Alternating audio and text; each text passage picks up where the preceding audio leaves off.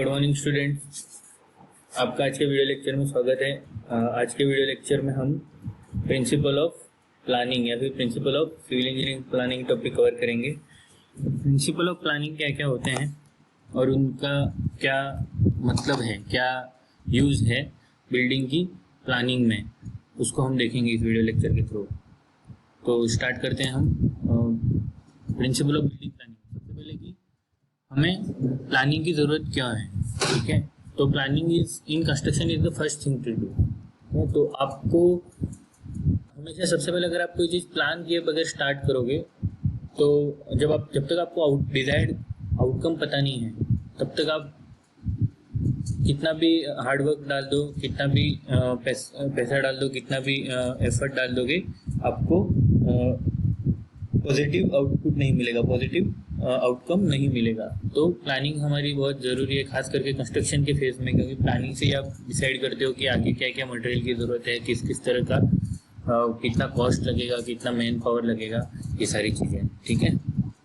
Economic status ये सब पता रहता है।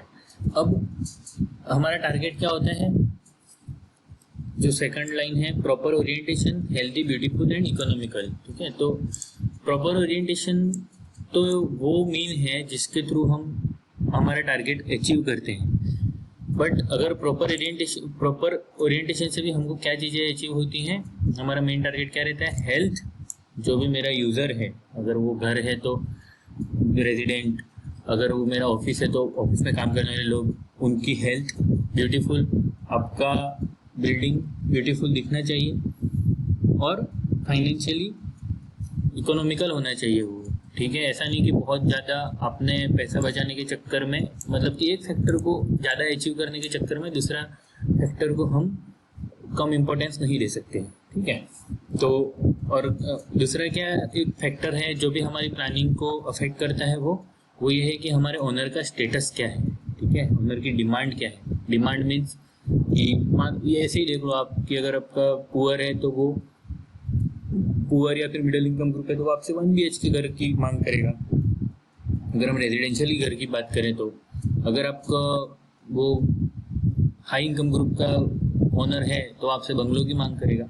तो इस तरह की चीज़ें हैं जो कि आपका ये डिसाइड करती हैं कि हमारी बिल्डिंग का प्लान कैसे होगा। और ये ऐसे भी हो सकता है कि रेजिडेंशियल टाइप का घर बनाना है या फिर कमर्शियल टाइप की बिल्डिंग बनानी है।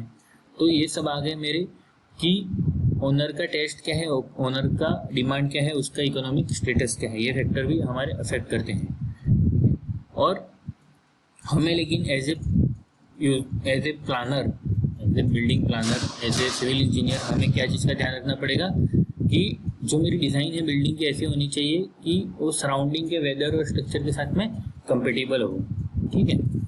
अब फिर कुछ चीज़ें हैं जैसे कि प्राइवेसी, सफिशिएंट एयर आना चाहिए, ये आना, फायर सेफ्टी होनी चाहिए। तो वो सब, उन सभी को हम लोगों ने कुछ पॉइंट्स में डिवाइड किया है और उसको नाम दिया है प्रिंसिपल ऑफ प्लानिंग। तो उसे हम एक एक करके देखेंगे, इस स्लाइड में ज़्यादा डिस्कस नहीं करते हैं। और इसको अचीव करने के लिए क्या किया गया है, हर एक कंट्री में हम कुछ ना कुछ कोड बनाए गए हैं कि कुछ कॉमन है, कुछ कोड है वो कंट्री वाइज अलग अलग भी हो जाते हैं कि आपको ये चीज़ें स्टैंडर्ड मेंटेन करना है। तो बहुत सारे कोड्स हैं सिविल इंजीनियरिंग के, NBC की गाइडलाइंस हैं, ठीक है। तो अब कौन कौन से हमारे मेजर पॉइंट में हमने प्रिंसिपल ऑफ प्लानिंग को डिवाइड किया है, तो aspect, prospect, grouping, economy, roominess, circulation, flexibility, फिर फर्नीचर रिक्वायरमेंट, एलिजेंस, प्राइवेसी और सैनिटेशन। तो एक एक करके हम इन पॉइंट्स पे जाते हैं, ठीक है। अब एस्पेक्ट का क्या मतलब है, aspect is meaning is arrangement of doors and window in the external wall of the building which allow the natural gift of sunshine, breeze, air and scenery etc. to create a pleasant and hygienic atmosphere. तो basically आपने outer aspect का मतलब आपके outer wall से related है। Outer wall में आपने arrangement कैसा किया है डोर और विंडो का कि उस तरह जो कि हमारे क्या इफेक्ट करता, किन चीज़ों को अफेक्ट करता है, जो नेचुरल गिफ्ट हमारे यूज़र के पास में आ रहे हैं, सनशाइन, ब्रीज, एयर, इन सबको, और हाइजीनिक एटमॉस्फेयर क्रिएट करने के लिए। तो इन चीज़ों को अफेक्ट करता है मेरा एस्पेक्ट का प्रश्न। तो ये क्या है मेरा एस्पेक्ट क्या है, arrangement of door and window.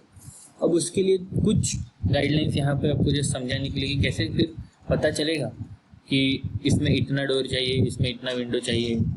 तो कुछ गाइडलाइंस है हमारे यहाँ पास कि 1/12 ऑफ फ्लोर एरिया हमारा डोर एंड विंडो की ओपनिंग होनी चाहिए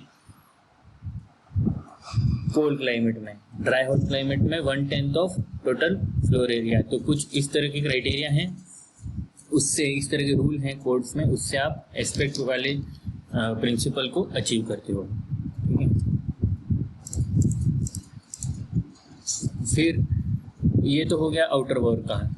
फिर हमारा बेड का नॉर्थ रिकमेंडेशन एस्पेक्ट कौन सा होना चाहिए। जैसे कि हम यहाँ पे एक दो चीज़ें देख लेते हैं कि बेड है तो मेरा नॉर्थ वेस्ट, वेस्ट या साउथ ईस्ट डायरेक्शन में होना चाहिए। तो उससे क्या होगा, to reduce plentiful of breeze in summer.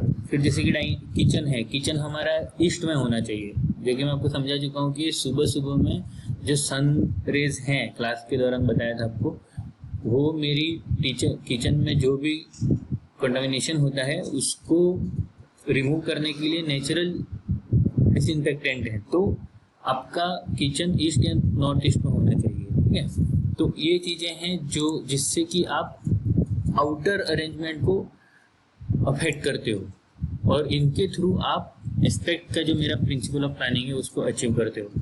जैसे कि स्टोर रूम है, स्टोर रूम आपका नॉर्थ वेस्ट, नॉर्थ ईस्ट में क्यों है, मैं हर एक चीज़ पे नहीं आ रहा हूँ क्योंकि ऑलरेडी हम इसको क्लास में डिस्कस कर चुके हैं दूसरे यूनिट में। तो स्टोर जैसे कि नॉर्थ वेस्ट या नॉर्थ ईस्ट में क्यों है, क्योंकि स्टोर हमें डार्क और कूल चाहिए। स्टोर में ज़्यादा सनलाइट की ज़रूरत नहीं है। ठीक है, और कूल चाहिए क्योंकि आपको पता है कि हर एक अधिकतर चीज़ों को कोल्ड स्टोरेज में रखने के लिए रिकमेंड किया जाता है। तो इसका मतलब ये हो गया कि अगर आप सन का मूवमेंट देखेंगे, सन का मूवमेंट कैसा होता है, अब तक आपको बिल्डिंग प्लानिंग में ध्यान हो जाना चाहिए कि ईस्ट टू वेस्ट और उसका इंक्लिनेशन होता है टुवर्ड्स साउथ। तो नॉर्थ की तरफ sun rays, not sunlight, sun rays तो आती ही नहीं है डायरेक्टली। तो इसलिए हम नॉर्थ साइड में हमारा स्टोर रूम हम उसको रिकमेंड करते हैं। ये सब रिकमेंडेशन है, आपको ज़रूरी नहीं है कि वहीं करना है या आप दूसरी और किसी डायरेक्शन में नहीं कर सकते, but these are the recommendations. फिर आ गया मेरा प्रोस्पेक्ट। अब प्रोस्पेक्ट क्या है, प्रोस्पेक्ट है कि outside view as seen while looking through the window and door in external walls from a room of the house. अब एस्पेक्ट और प्रोस्पेक्ट में क्या फ़र्क है। एस्पेक्ट को आप क्या कर रहे थे कि बाहर की चीज़ों को अंदर लाने की कोशिश कर रहे थे, एक तरह से देखा जाए तो। ठीक है, सनराइज ये, सनलाइट ये वगैरह वगैरह, एयर, इन सब चीज़ों को। प्रोस्पेक्ट में क्या है कि कुछ ऑलरेडी एग्जिस्टिंग फीचर्स हैं आपकी बिल्डिंग की चारों तरफ, लेकिन आपको कुछ पॉजिटिव्स होंगे जैसे कि गार्डन हो गया या फिर कोई लेक हो गई। कुछ होंगे जो कि पॉजिटिव नहीं होंगे, जैसे कि आपका कहीं डंप यार्ड है या गार्बेज है। डंप यार्ड तो बहुत ज़्यादा बड़ी चीज़ है, कहीं पे कचरा फेंका जाता है, या फिर एक ऐसा पॉन्ड है जो कि ख़राब हो चुका है, ख़राब मीन्स इसकी प्रॉपर सफाई नहीं हुई है, इस तरह के।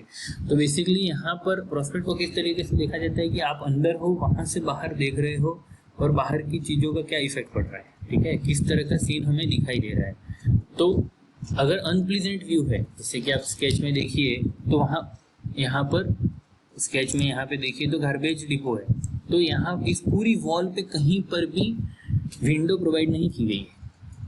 ठीक है, और अगर चीयरफुल एटमॉस्फेयर है, जैसे कि गार्डन है या फिर अगर आप देखेंगे यहाँ लेक है, तो आप देखिए यहाँ पे विंडो भी प्रोवाइड की गई और यहाँ तक कि इस स्केच में तो बालकनी भी प्रोवाइड कर दिया ताकि यहाँ पे बालकनी में आके लोग इसको एंजॉय कर सकें, इस मेरे जो भी मेरा व्यू है उसको एंजॉय कर सकें। ठीक है, फिर ग्रुपिंग। अब ग्रुपिंग क्या है, ग्रुपिंग है arrangement of various rooms with reference to their function. तो अरेंजमेंट कैसे करते हैं आप, जैसे कि रेजिडेंशियल बिल्डिंग का एग्जांपल ले लें तो उसमें क्या क्या रूम आएंगे, कौन कौन से तरीके से आएंगे।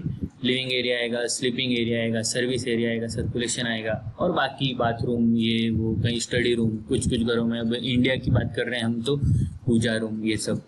तो ग्रुपिंग कैसी होनी चाहिए कि एक रूम का जो मेरा किसी भी पर्टिकुलर रूम की एक्टिविटी है वो दूसरे रूम की एक्टिविटी को डिस्टर्ब ना करे। तो इसको हम कैसे समझ सकते हैं डिस्टर्ब नहीं करने वाली चीज़ को, कि मान लो कि हमने क्या किया है, स्टडी रूम को ड्राइंग रूम के एकदम सामने रख दिया है, ठीक है। तो आप ड्राइंग रूम में क्या करते हैं, दिन भर हम लोग वहाँ पे बैठे रहते हैं, जो हमारा ड्राइंग हॉल है वहाँ पे, और बैठ के बातें वगैरह कर रहे हैं, इस तरह का जो हमारा कॉमन एरिया है वहाँ पे। अब तो अगर आपने कहा स्टडी रूम एकदम उसको चिपक के है, तो ऑब्वियस है कि बच्चों को या फिर जो भी वहाँ पे पढ़ाई कर रहे हैं उसको डिस्टर्ब होगा। तो इस तरीके से हमें ग्रुपिंग का ध्यान रखना है। तो ये पहले 3 प्रिंसिपल ऑफ प्लानिंग थे। अगले प्रिंसिपल ऑफ प्लानिंग हम नेक्स्ट वीडियो में करेंगे। Thank you.